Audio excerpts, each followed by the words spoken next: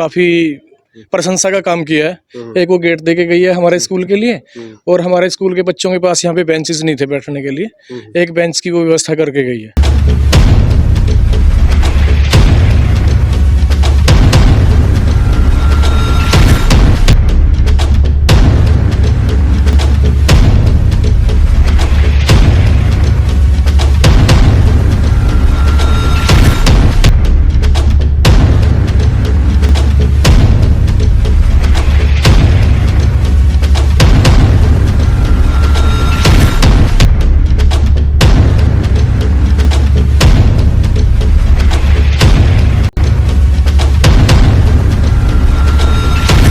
दोस्तों आज हम गांव प्योदा के स्कूल में हैं, जो गवर्नमेंट स्कूल के पीछे बात हो रही थी कि सुविधा नहीं है यहाँ पे। तो मेरे साथ कुछ ग्रामीण हैं, तो इनसे बातचीत करेंगे और जानेंगे कि क्या कुछ मेन समस्याएं हैं। जी आपका नाम क्या है? मेरा नाम सर नरेश कुमार। जी, तो मेन सी समस्याएं क्या कुछ है? क्योंकि अगर मैं प्योदा में आया था 3-4 दिन पहले, तो एक एनआरआई जो बहू है प्योदा की, उसने एक गेट दिया है उसके लिए, स्कूल के लिए, और 1-2 और काम बोल रहे हैं। तो ये और क्या कुछ मेन समस्याएं हैं? सर एक तो मुख्य समस्या हमारी गेट वाली थी। जो वो एनआरआई बहू आई है, उसने काफ़ी प्रशंसा का काम किया है। एक वो गेट दे के गई है हमारे स्कूल के लिए, और हमारे स्कूल के बच्चों के पास यहाँ पे बेंचेस नहीं थे बैठने के लिए, एक बेंच की वो व्यवस्था करके गई है। जो एक बड़ी समस्या थी, क्योंकि ठंड बहुत ज़्यादा, बच्चों को नीचे बैठना पड़ता था। जो टाट वगैरह हैं वो टूटे हुए थे, फटे हुए थे। तो हमने उनसे बोला था कि देख लीजिए अगर इस विषय में कुछ हो सकता है, लेकिन उन्होंने इतना बढ़िया काम किया कि बेंच भी दे दिए और वो गेट वाली भी प्रॉब्लम सोल्व कर दी, और ये बोल रहे थे कि अगर कुछ और करना तो वो भी बता दो। लेकिन फिर हमें ही शर्म आने लगी।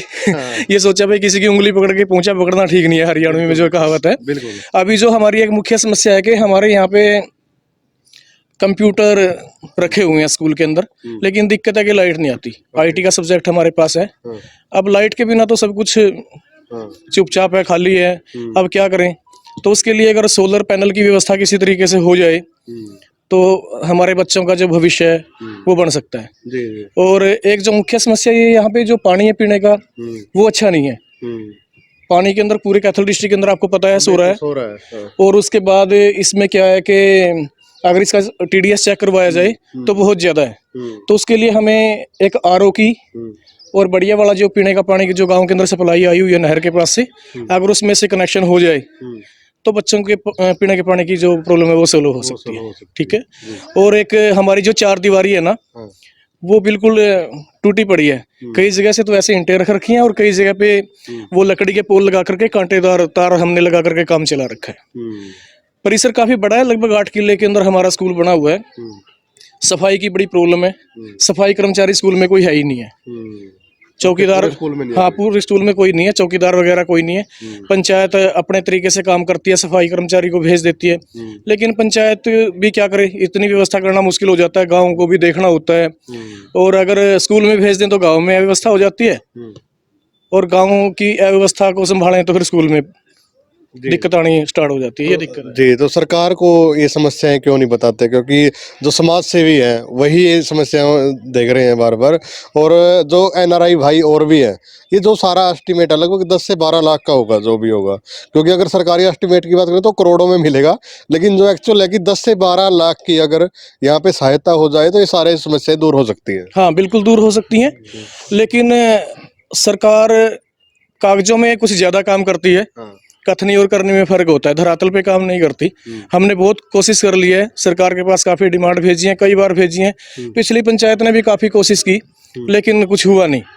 और जब ये सारी समस्याएं सामने आई तो फिर गांव की जो नई अभी पंचायत बनी है, उन्होंने एक शिक्षा समिति बनाई है, और शिक्षा समिति का मुख्य कार्य बनाने का यही था कि हम इस स्कूल को देख लें बिना किसी राजनीति के।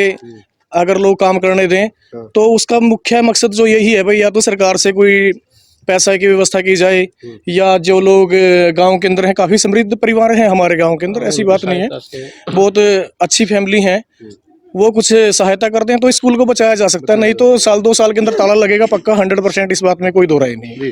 तो मैं बिल्कुल दूसरे जो एनआरआई भाई बाहर गए हैं, क्योंकि प्योदा के अंदर बहुत सारे ऐसे परिवार हैं जो बढ़िया सेटल है बाहर, तो वो इनकी सहायता कर सकते हैं। एक परिवार ने पीछे सहायता की थी, तो आप लोगों को भी आगे आना चाहिए, क्योंकि आप लोग भी इसी स्कूल से पढ़े होंगे और कोई ज़्यादा खर्चा नहीं है। अगर 4-5 भाई भी मिलकर ये सहायता करते हैं तो कोई बड़ी बात भी नहीं है जी, 10-12 लाख की। नहीं, कोई ज़्यादा बड़ी बात नहीं है। अब मुख्य दिक्कतें ये हैं कि अगर छोटी छोटी प्रॉब्लम भी सोल्व ना हो तो स्टाफ का भी फिर मन उब जाता है। अब ये देखिए पीछे टॉयलेट है, यहाँ पे ये हमारे जो मेल स्टूडेंट्स हैं उनके लिए है और टीचर्स के लिए, इनके पास जाने के लिए कोई जगह ही नहीं है। अब बेचारे ये क्या करेंगे, अब बाहर जा नहीं सकते, वो भी अच्छा नहीं लगता। सरकार एक तरफ कह रही है कि सफाई को रखो, सफाई रखो, सफाई रखो, लेकिन व्यवस्था नहीं बन पाती। गर्ल्स के लिए हमने बनवा दिया था पिछली पंचायत से रिक्वेस्ट करके उस साइड में टॉयलेट बाथरूम, और महिला स्टाफ के लिए भी हमने बनवा दिया था, व्यवस्था हमारे पास है। बाकी और सारी चीज़ों का बहुत ज़्यादा अभाव है। हमारे बच्चे खेल में बड़ा अच्छा चलते हैं, वैसे तो हमारे यहाँ पे प्रतिभा की कोई कमी नहीं है, हर चीज़ के अंदर हमारे बच्चे अच्छा करते हैं। लेकिन अगर थोड़ा सा सरकार ध्यान दे तो हमारे बच्चे खेल में और आगे जा सकते हैं। अभी हमारी ये 30वीं एक अंतर्राष्ट्रीय चैंपियनशिप हुई थी केरला के अंदर, वहाँ पे हमारी 3 बेटियां रजत पदक लेकर के आई हैं, और वो परसों ही गांव में आई हैं 2 तारीख को। और ग्राम पंचायत से हमने स्पेशल रिक्वेस्ट की थी कि इन बच्चियों का मान सम्मान करें, तो पंचायत ने बड़ा अच्छा सहयोग किया और गांव के लोगों ने सहयोग किया। अगर इसी तरीके से बच्चों का सहयोग किया जाए गांव की तरफ से, पंचायत की तरफ से, और टीचर्स को अगर सारी फैसिलिटी मिल जाए, तो मुझे लगता है कि हम ओलंपिक में भी गोल्ड मेडल लेके आ सकते हैं, और जो एक बहुत बड़ी अचीवमेंट होगी। जी, तो बिल्कुल। और सरकार तो आंखें मूंदे बैठी है, और सरकार को तो सिर्फ विकास दिखता है, लेकिन जो धरातल की सच्चाई है वो हमें यहाँ आके पता चलती है। तो सरकार पे भरोसा ना रह के जो अपने युवा बाहर गए हैं, वो अगर कुछ सहायता करें तो इस स्कूल को बचाया जा सकता है। जो समस्याएं ग्रामीणों ने बताई है, तो आप लोग यहाँ खेले भी हैं, पढ़े भी हैं, तो आप लोगों को ज़्यादा पता है, और कुछ ना कुछ आप यहाँ सहायता करके सरकार के मुंह पे भी तमाचा मार सकते हैं। ये भी एक बड़ी बात होगी, क्योंकि प्योदा पास में नेशनल हाईवे लगता है और शहर से सिर्फ 4 या 5 किलोमीटर की दूरी पे है, और ऐसे गाँव में ये हालात होने तो एक बहुत बड़ी बात है कि इतने बुरे हालात हैं। लाइट नहीं है, जनरेटर ख़राब पड़ा है, कंप्यूटर है लेकिन चलते नहीं है क्योंकि लाइट नहीं है, बाथरूम नहीं है बच्चों के लिए, तो इतनी अव्यवस्थाएं हैं। लेकिन जो शिक्षा मंत्री हैं सिर्फ चुटकुले सुनाने में व्यस्त है। देखिए, मेरे गांव में पहले एक कबड्डी का आयोजन किया गया था। वो बहुत अच्छा आयोजन, मेरे गांव के एनआरआई जो भाई हैं उन्होंने 25 से 30 लाख रुपए उस पर खर्च किए थे। बिल्कुल। उसके लिए सबसे पहले तो मैं सभी भाइयों को बहुत बहुत धन्यवाद देता हूँ। अगर वो आज ये स्कूल की तरफ थोड़ा ध्यान दें तो मैं नहीं समझता कि उनके लिए कोई बड़ी बात है।